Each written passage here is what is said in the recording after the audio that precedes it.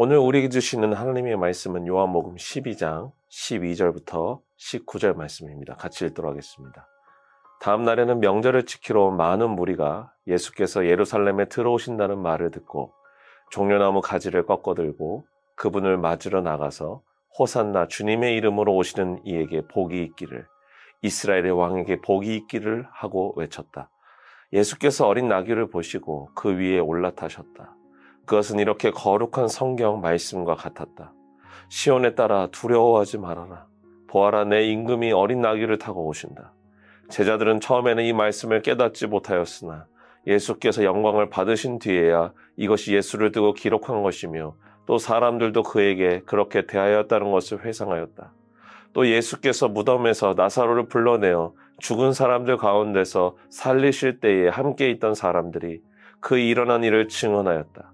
이렇게 무리가 예수를 맞으러 나온 것은 예수가 이런 표징을 행하셨다는 말을 들었기 때문이다. 그래서 바리새파 사람들이 서로 말하였다. 이제 다 틀렸소. 보시오, 온 세상이 그를 따라갔소. 오늘 우리가 읽은 본문에서 예수님은 6월절 전날에 예루살렘으로 입성하고 계십니다. 그때 사람들이 종려나무 가지를 흔들며 예수님을 향해 호산나, 호산나라고 외칩니다. 호산나라는 말은 구원해 주시기를 간청합니다 라는 뜻의 합성어로, 이것을 쉽게 표현한다면 우리를 구원해 주십시오라는 말로 사용할 수 있습니다. 이 호산나라는 말은 신약시대 이전에 구약시대에도 사용했던 단어였습니다. 우리 함께 시편 118편 25절을 같이 읽도록 하겠습니다. 주님 간구합니다. 우리를 구원하여 주십시오. 주님 간구합니다. 우리를 형통하게 해 주십시오. 시편의 기자가 주님께 기도합니다. 주님, 우리를 구원하여 주십시오. 주님, 간구합니다. 여기서 사용되어진 단어가 바로 호산나입니다. 여러분, 이 호산나라는 말은 성경에서 사용될 때 오직 하나님께만 사용했던 단어였습니다. 과거 이스라엘의 왕이 전쟁을 치르고 큰 승리를 거두고 성에 들어왔을 때 사람들은 전쟁에서 승리한 왕과 군사들을 향해 축하를 해주며 함께 기뻐해 주었습니다. 그러나 그때에도 그들은 이 호산나라는 단어는 사용하지 않았습니다. 즉, 호산나라는 단어를 사용한 것은 지금 예수님이 유대인의 왕으로서 오신 것이 아니라 온 인류를 구원할 메시아, 하나님의 아들로서 오셨다는 것을 보여주는 장면이라는 것입니다. 그런 예수님께서 오늘 어린 나귀를 타고 입성하셨습니다. 이것은 과거 스가랴 9장의 말씀을 성취하는 장면으로 연결됩니다. 스가랴 9장 9절의 말씀입니다. 도성 시온아, 크게 기뻐하여라. 도성 예루살렘아, 환성을 올려라. 내 왕이 내게로 오신다. 그는 공의로우신 왕, 구원을 베푸시는 왕이시다. 그는 온순하셔서 나귀 곧 나귀 새끼인 어린 나귀를 타고 오신다. 그는 공의로우신 왕, 구원을 베푸시는 왕이시다. 예루살렘에 입성하시는 예수님을 향해 성경은 그가 구원을 베푸시는 왕이라고 분명히 예언하였습니다. 그런데 여러분, 우리가 여기서 주목해서 봐야 할 것은 예수님이 말이 아니라 어린 나귀를 타고 들어오셨다는 것입니다. 대부분의 왕들이 타고 다니는 말은 그 권위와 위엄을 상징합니다. 그래서 왕들은 볼품없는 말보다는 그 용모가 뛰어나고 건장한 말을 탐으로써 자신의 능력과 힘을 나타내었습니다. 만약 예수님이 이 땅의 왕들과 같이 건장한 말을 타고 들어오셨다면 우리는 그분이 어떠한 성품을 가지고 있는지, 어떤 마음으로 이 땅에 내려오셨는지 알 수 없었을 것입니다. 그러나 예수님은 어린 나귀를 타고 오셨습니다. 여러분, 나귀는 주로 사람보다는 짐을 나르는 데 더 많이 쓰이는 짐승이었습니다. 그런데 예수님은 그런 짐을 나르는 데 더 쓰임새가 많은 나귀를 타고 지금 예루살렘에 입성하고 계십니다. 더구나 그냥 나귀가 아니라 아주 보잘것없는 어린 나귀를 타고 입성하십니다. 이것은 무엇을 의미할까요? 예수님은 부유한 왕의 모습으로 이 땅에 오신 것이 아니라 겸손한 왕으로서 이 땅에 오셨음을 보여주고 계십니다. 예수님은 그 당시 힘있고 부유한 자들을 구원하기 위해 오신 것이 아니라 이 땅에 소외받고 가난한 자들의 아버지가 되시기 위해 오셨음을 보여주고 계십니다. 이 어린 나귀의 입성은 예수님이 어떠한 분이신지를 분명하게 보여주었습니다. 그런데 여러분, 우리는 오늘 말씀 가운데서 한번 생각해 봐야 할 것이 있습니다. 그것은 바로 예수님께서 어린 나귀를 타고 들어오셨을 때 사람들이 호산나라고 외치면서 종려나무 가지를 흔들었다는 것입니다. 사실 유대교 배경 가운데 이 종려나무 가지는 오직 초막절 때 자신들을 인도해 주시는 은혜를 베푸신 하나님께 감사하는 마음으로 사용했던 가지였습니다. 그런데 오늘 예수님이 입성하고 계실 때에는 유월절 전날입니다. 유월절 전날에는 이 종려나무 가지를 흔들지 않습니다. 이것은 무엇을 의미할까요?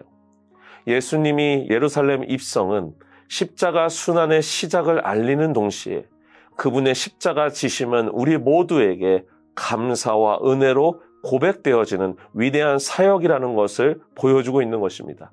아마도 그곳에서 종려나무 가지를 흔들었던 이들은 자신들이 무엇 때문에 흔들고 있는지 몰랐을 것입니다. 그저 누군가의 손에 이끌려 사람들의 분위기에 휩쓸려 종려나무 가지를 흔들고 호산나라고 외쳤을지도 모릅니다. 그러나 주님은 그러한 사람들의 의미 없는 외침 속에서 스가랴 9장 9절의 말씀과 함께 자신이 감당해야 할 사명이 무엇인지를 분명히 아셨습니다. 어린 나귀를 타고 들어오는 순간부터 예수님 스스로가 얼마나 많은 생각을 하셨을까요? 겸손한 왕, 이 땅의 것을 구하지 않고 오직 영혼들의 구원을 위해 원죄를 둘러싼 인간의 오래된 죄의 사슬을 끊어내기 위해서 주님은 지금 예루살렘에 들어오고 계십니다. 예수님은 종려나무 가지를 흔들며 감사와 은혜에 화답하는 그들을 바라보며 자신이 감당해야 할 사명의 길을 생각하시고 들어서고 계시는 것입니다. 사랑하는 미라의 성도 여러분, 오늘 우리는 예루살렘에 입성하는 예수님의 모습을 보며 예수님이 이 땅에 어떠한 목적으로 오셨는지를 살펴보았습니다. 우리가 성경을 통해 알 수 있는 것은 예수님은 가난하고 소외된 자를 위로하시는 분으로서 이 땅에 오셨음을 확인할 수 있었습니다. 그 모습이 바로 어린 나귀를 타고 예루살렘에 들어오시는 장면이었습니다. 종려나무 가지를 흔들며 호산나를 외치는 장면 속에서 우리는 예수님의 십자가의 사역이 우리 모두에게 은혜와 감사로 이어졌다는 것을 다시 한번 확인할 수 있었습니다. 호산나, 다윗의 자손이여 우리를 구원해 주소서. 우리는 과거 호산나를 외치며 주님을 향해 애타게 부르짖었던 사람들의 모습을 보았습니다.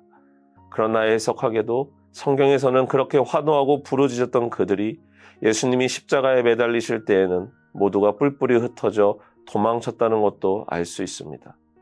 바라기는 오늘을 사랑하는 우리 모두에게 예루살렘에 입성하는 예수님만을 바라보는 자들이 아니라 비아 돌로로사 십자가의 길을 걸어가시는 예수님과 함께 걸어갈 수 있기를 간절히 소망합니다.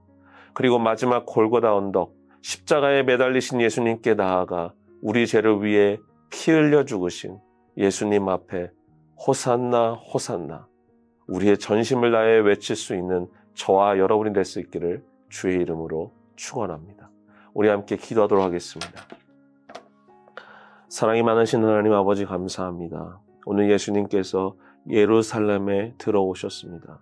어린 나귀를 타고 호산나 호산나 우리를 구원해 주소서 수많은 사람들의 외침을 들으며 들어오셨습니다. 그러나 주님은 알고 계셨습니다. 이 길은 영광의 길이지만 고난의 길이라는 것을 말입니다.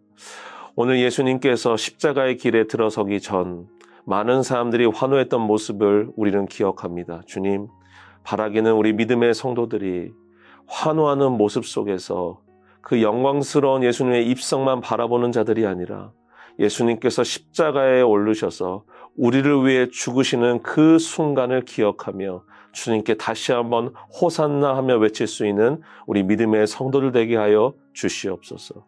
이 모든 기도 지금도 살아계시는 예수 그리스도의 이름으로 기도합니다. 아멘.